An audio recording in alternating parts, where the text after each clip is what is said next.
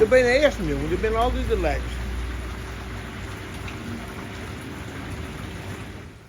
Het jaringsseizoen is begonnen. 17 juni wie de traditionele veiling van het eerste vaartje Hollandse Nieuwe. Een dag later binnen ze te krijgen voor de echte lekkerbek bij de lokale viskream.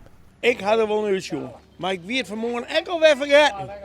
Maar dan komt, ik kwam hier daar en ik denk, ja, verdomd, dat karkens zit er. Oh, dat is om het extra. Dit is bij de eerste, met de soorten jarings, de nieuwe jarings. Ik denk, mag me gauw hennen.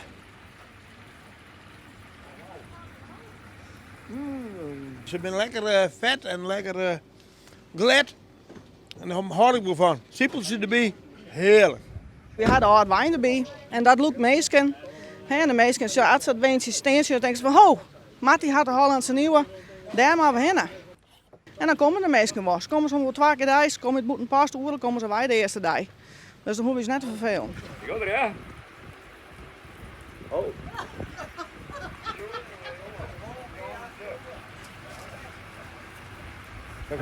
Hij weer super. Hij weer van binnen lekker stevig. De smaak, het zoutgehalte weer perfect. En vooral het siermaakje, mag ik zeggen, weer heel super. Nou neem je er fjouwer maar in huis, gaan die alle fjouwer zelf op?